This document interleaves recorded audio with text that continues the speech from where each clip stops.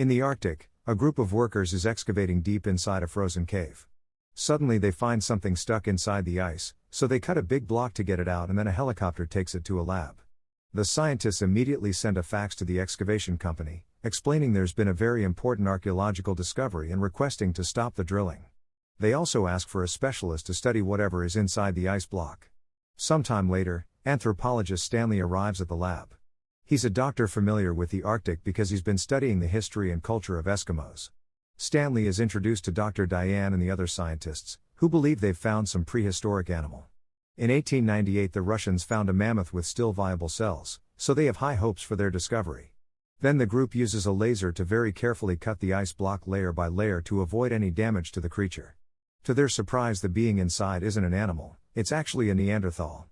Stanley analyzes his appearance and concludes he's a hunter who lived around 20 to 40,000 years ago. He wants to take a closer look, but Diane explains that their goal is to cut the caveman into pieces and send them to the best research centers in the world. Afterward, the scientists thaw the caveman and take off his clothes and tools to start taking tissue samples. They also give him a bypass and monitor his brain using electrodes. The tests indicate that the Neanderthal's cells and organs are in perfect condition, and Diane theorizes that ancient humans had cryoprotectants, which are special cells that prevent crystallization. While the tests continue, the scientists are shocked to suddenly notice some light brain activity coming from the Neanderthal. They decide to try to revive the man, so they intubate him and shock him with a defibrillator until they can detect a strong heartbeat. Once the caveman is stable, they remove the intubation and the Neanderthal begins to wake up. He is very confused by his surroundings, the noises, and the masked faces, so he immediately starts panicking. Stanley takes his mask and the caveman calms down when he sees a human face, allowing the others to put him to sleep with an injection. Afterward, the group discusses the future of the caveman, already hoping for a Nobel. The Arctic team is trying to develop a cryoprotectant to freeze cancer patients and unfreeze them when humanity finds a cure. But now that they have the Neanderthal, they think they can find a way to freeze people to achieve immortality. Stanley disapproves of the idea, pointing out that humans shouldn't live forever and that the world is overpopulated. His concerns are ignored and the scientists agree that they won't tell the press for now because they don't want the Neanderthal to be turned into a celebrity. Then Stanley says that the caveman should first be studied in a natural environment, which would teach them more about prehistoric times. After lots of begging, he convinces the team to let him have 2 weeks to conduct his own research. Soon a special vivarium is set up and they put the Neanderthal inside. When he wakes up, he finds the environment familiar and begins going through his usual routine. He drinks juice from berries to deal with his thirst and chases a bird away from its nest to steal the eggs. In the evening he starts a fire using stones and cooks his food. In the mornings he washes his body under a waterfall before he goes hunting with a spear he builds himself. He makes a bunch of noises that get the attention of a wild boar who tries to attack him, but the caveman dodges it at the last second and the boar gets stuck between rocks, allowing him to kill it. Later, while he's fishing, he accidentally finds a hose and breaks the end, confused by the metal. After lots of sniffing and licking, he starts following the hose, pulling it out from the ground until he reaches a metal door. He shakes it until he manages to open it, so the scientists rush to close a second door to keep him from entering. The creatures from the lab start roaring as the scientists begin making lots of noises to scare the man away. Furious, the Neanderthal climbs the waterfall and finds the machine that powers it. He starts screaming as he tries to break the machine and hits the wall, so a scientist enters the vivarium and shoots him with a tranquilizer dart. Then they put him on a stretcher to take him to an operation room, where they will take a bunch of samples as they originally planned. Stanley freaks out and reminds them that his 2 weeks aren't over yet, but Diane tells him to accept things as they are.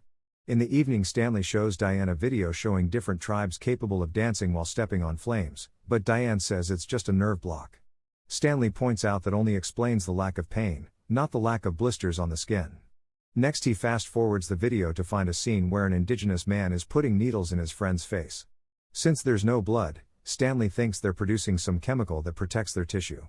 He theorizes the caveman produces his own chemical as well and convinces Diane to let him study him some more. Once the Neanderthal is back in the vivarium, Stanley enters it too without carrying any weapons or objects to avoid scaring him. The wary caveman begins running around, growling and yelling while finding spots to protect himself. Stanley is scared but still approaches him slowly until they're face to face. After some hesitation, the caveman jumps on Stanley and gets ready to hit him with a rock, but he gets distracted by a scientist yelling from above. Since Stanley doesn't try to defend himself, the Neanderthal drops the rock. Then he takes a closer look at Stanley, noticing how different his body is from his own. The man puts his fingers in Stanley's mouth, pulls at his clothes, and squeezes his groin to confirm he's not missing certain parts. Stanley screams in pain and the Neanderthal backs off before introducing himself as Aru, which Stanley changes into Charlie. In return, Stanley teaches him to say his name and even makes Charlie laugh. Noticing the scars on his chest, Stanley asks about them and Charlie calls them Beta while pointing up. The shape of the scars and the gesturing makes Stanley think it means bird. Charlie steals Stanley's cross necklace and after biting it, he begins repeating some words and gesturing with his hands, but Stanley can't understand what he's trying to say. The next day, linguist Mabel arrives and Stanley shows her the recording of his conversation with the caveman, but she'll need more to fully understand him. Then Stanley starts spending time with Charlie and learning many words in his language for simple things like rock, frog, and bone. Charlie also shares his food with him. In return, Stanley teaches him easy words in English. Mabel watches everything on the cameras and is impressed by Charlie's extensive vocabulary. One night while they sit by the fire, Stanley starts singing a song. Charlie likes it and encourages him to keep going. While playing with the bones from his meal, Charlie makes some noises to happily sing along. Sometime later, the scientists put Charlie to sleep again to take more samples and start a new experiment. He's put inside a special chamber at a very low temperature. Hopefully this will activate the cryoprotectants and make it easier for the scientists to extract them. Stanley keeps on protesting, saying they're killing Charlie and that he doesn't deserve to be treated like a lab rat. Charlie's heartbeat starts slowing down and the scientists have no choice but to get him out. Afterward in the vivarium, Charlie keeps yelling in anger at Stanley because he isn't happy about all the experimenting and new scars. Suddenly he jumps and pretends to attack Stanley, hitting the ground with his spear before poking his own chest. He's asking Stanley to help him self-delete, but Stanley refuses to do it, and after some struggle he leaves the vivarium. Later in private, Stanley asks Diane for help. All the studies are slowly alienating Charlie and causing them to lose contact with him. Stanley wants Diane to go to the vivarium with him because perhaps the presence of a woman will help him calm down. When they enter the vivarium, Charlie's hands are wounded and he's using rock powder to draw the bird from his scars on the ground. Diane is very nervous and gets scared when Charlie immediately runs to her for a better look. After some sniffing, he shares his food with Diane, and she eats it not to offend him even though it's made of bugs. Then Charlie keeps on touching, being friendly at first but soon trying to look at her groin too. Stanley immediately stops him and the men yell at each other, so Stanley has to use the Neanderthal word for mind to make Charlie back off. Then Charlie brings some objects from his cave to exchange them for Diane, so Stanley has to turn him down. Looking at Diane puts Charlie in a sad mood and he repeats the same words over and over. When Mabel analyzes this, she thinks she's found Charlie's word for woman, but there's something else she can't quite understand. Stanley and Diane make Charlie explain the words and he does some drawings on the ground, revealing he used to have a wife and kids. He starts running around repeating those words and Diane realizes he's asking where his family is. The moment is interrupted when a helicopter appears above the facility. Since the ceiling is made of glass, Charlie sees it and freaks out. He starts climbing up the rocks while repeating Beta, his word for bird. The scientists immediately tell the helicopter to leave, but Charlie won't calm down. He climbs to the top of the vivarium and keeps screaming Beta at the ceiling. Sometime later, Stanley visits a tribe of Eskimos and shares the words he heard from Charlie, which the group recognizes. Stanley rushes back to the lab to share his discovery with Diane. Beta refers to Sedna, the legend of a large bird that acts as God's messenger and carries people to heaven or hell depending on their behavior.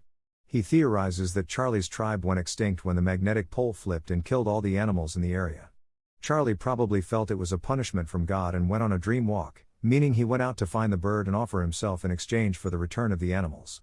Charlie now thinks the helicopter is Sedna, so there's no way they'll calm him down.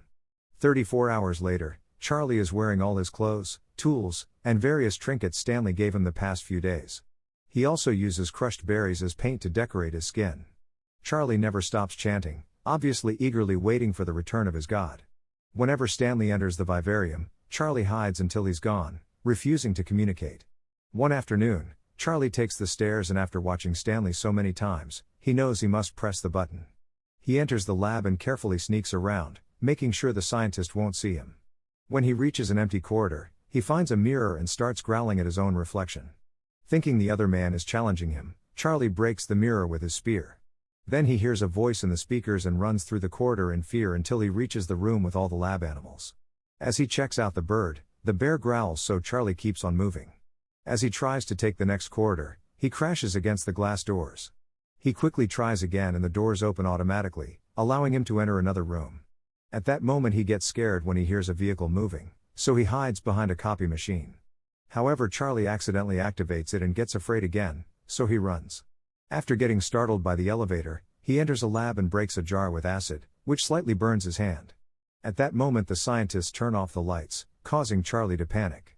He starts climbing on the furniture, only to keep slipping and breaking equipment.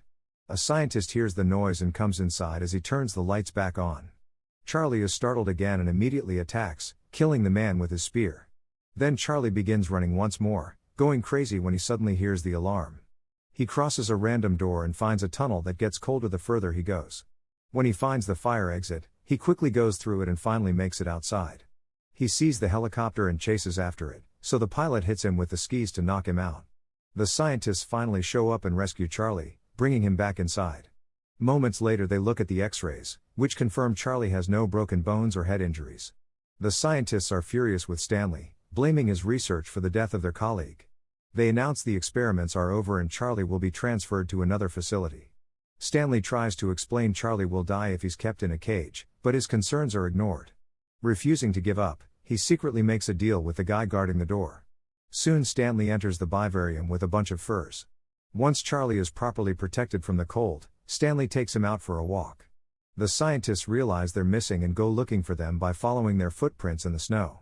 As the duo keeps going, the ice shelves start falling and a crevasse suddenly opens in the ground, separating Stanley from Charlie. When the helicopter finally finds them, Charlie gets excited and yells "Beta" before jumping. He manages to hold on to the chopper's skis and happily chants during the flight. One of the pilots tries reaching for him, so Charlie lets go of the skis and falls, gliding for a few miles in a rather good mood before he meets his end.